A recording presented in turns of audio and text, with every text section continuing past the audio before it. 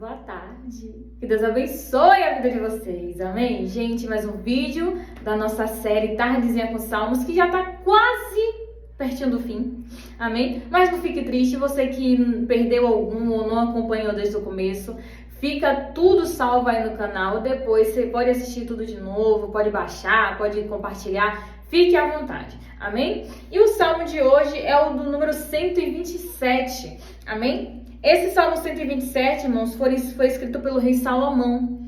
Eu sempre gosto de relembrar aqui a vocês, porque normalmente a gente sempre lembra, quando fala do livro de Salmos, a gente lembra muito do rei Davi. Mas ele não foi todo escrito pelo rei Davi. Como a gente viu, esse 127 mesmo foi escrito pelo rei Salomão. E de acordo com a Bíblia cronológica, esse salmo foi escrito provavelmente após Salomão ter construído o templo do Senhor. Porque, irmãos, se a gente for acompanhar a leitura, a gente viu que Davi, ele tinha tido, o desejo, a vontade de construir um templo para o Senhor. Só que aí Deus vai e usa um profeta para falar com Davi que, de fato, aquele sonho, aquele desejo iria se realizar, mas não seria por Davi. Quem iria construir o templo seria Salomão. E assim acontece. E a gente sabe que hoje, nós vemos aí que a Igreja Universal, ela tem uma réplica, enorme do que seria o Templo de Salomão. Irmãos, é a coisa mais linda. Muito lindo hoje, imagine lá naquela época, Então vamos lá. Salmo 127 diz o seguinte, versículo 1. Se o Senhor não edificar a casa, em vão trabalhos que a edificam. Se o Senhor não guardar a cidade, em vão vigia a sentinela. Irmão, Salomão já foi perfeito aqui no início desse salmo. Ele já chega dizendo, se Deus não for o alicerce da casa, se Deus não for o propósito da casa, em vão vai ser fazer tudo isso.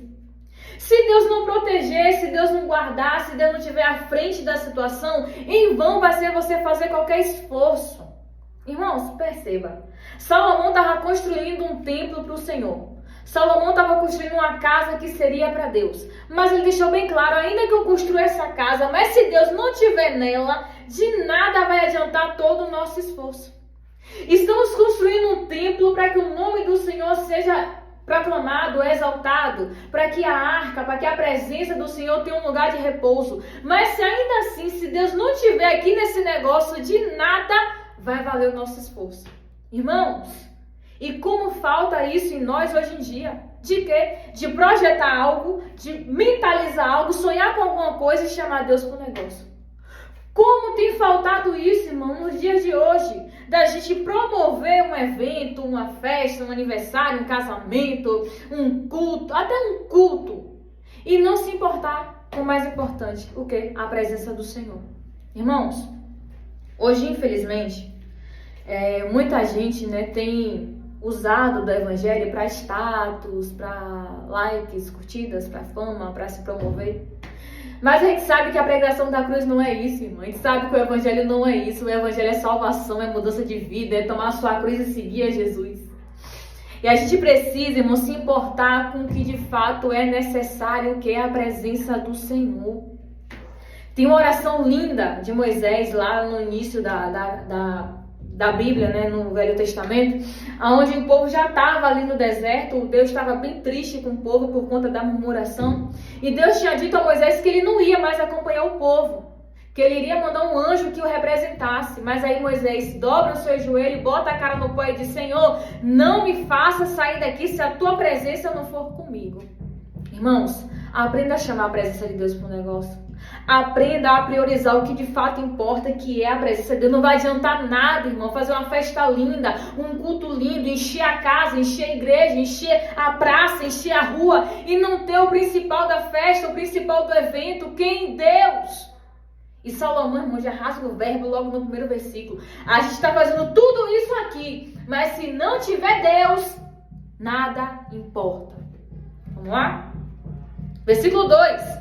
Inútil vos será levantar de madrugada, repousar à tarde, comer o pão de dores, pois assim dá ele aos seus amados o sono. Ele continua dizendo, irmãos, não vai adiantar você acordar de madrugada, não vai adiantar você querer descansar de tarde para continuar fazendo a obra, para continuar, se Deus não estiver na direção da coisa.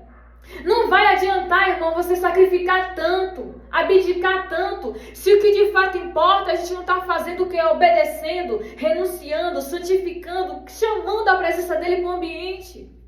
Irmãos, Deus está cansado de pessoas só por aparência. Deus está cansado de cultos por aparência, de louvores por aparência, de oração só por aparência. Irmãos, está na hora da gente voltar lá, o que ele fala em Apocalipse. Lembra de onde você caiu. Volta lá e se arrepende e pratica as primeiras obras. Porque, irmãos, os crentes das primeiras obras, os crentes do primeiro amor, não estão nem aí para aparência, não estão nem aí para nada. Eles querem saber de Jesus. Quer falar de Jesus, quer pregar Jesus, quer sentir Jesus, quer respirar Jesus. E temos que ter isso, irmãos, sempre nas nossas vidas. Não podemos ser crente de fase, de momento, não. Nós temos que ser constantes, firmes e abundantes. E eu acho lindo que ele vai dizer, não adianta também você fazer tudo isso tudo. Lembre que quem dá o descanso, quem dá o sono, quem dá o repouso é o Senhor. Às vezes, a gente pode estar até atarefado, cheio de coisa para fazer, com a cabeça... Mas quando a gente busca a presença do Senhor, Ele dá o descanso. Ele dá o refrigério, Ele dá o consolo, Ele dá o socorro. Irmãos, vamos aprender a priorizar a presença do Senhor. Vamos aprender a priorizar, irmãos, a buscar o reino de Deus. Olha, buscai primeiramente o reino de Deus e a sua justiça. Quer ser priorizado por Deus, irmão? Prioriza Ele primeiro. Olha o que Salomão está dizendo aqui. E olha que Salomão foi um dos homens que fez um dos maiores feitos da Bíblia, que é construir um templo enorme para o Senhor. Mas ainda assim ele sabia que aquele templo sem Deus era nada. Nada. Ia ser só uma casa vazia. Versículo 3. Eis que os filhos são herança do Senhor, e o fruto do ventre do seu galardão. Como flechas na mão de um homem poderoso, assim são os filhos da mocidade. Aqui ele já começa a vir trazendo agora a questão da família, né? Ele já começa a falar de filhos, que filhos são herança do Senhor. Irmãos, aprenda a abençoar os seus filhos. Eu ainda não sou mãe, mas com a Bíblia você aprende muita coisa, né? Então assim, aprenda a abençoar os seus filhos. Para de maldizer, para de xingar, para de... que menino danado, que menino isso, que... Não. Independente de qual seja o gênio, natureza, caráter do seu filho, aprenda a abençoar, ora por ele, unge ele quando estiver dormindo, bota a mão na cabeça, expulsa o mal. Chama ele para orar de manhã, chama para orar à noite. Mas meu filho não me ouve. Aprenda a pedir de Deus autoridade dentro da sua casa. Mas meu filho não me respeita. Aprenda a pedir a Deus autoridade dentro do seu lar.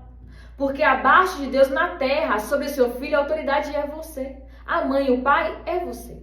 Então aprenda a abençoar, não dizer. Aprenda a colocar a mão e mandar o mal embora, orar por ele, ungir. Colocar ele em oração diante de Deus, que Deus muda o quadro, irmão. Deus transforma as pessoas. E você está vendo aqui, Salomão ele vai dizer que os filhos são herança. Filhos são bênçãos do Senhor. Então, abençoe os seus filhos. Vamos lá? Versículo 5. Bem-aventurado o homem que enche deles a sua aljava. Não serão confundidos, mas falarão com os seus inimigos à porta.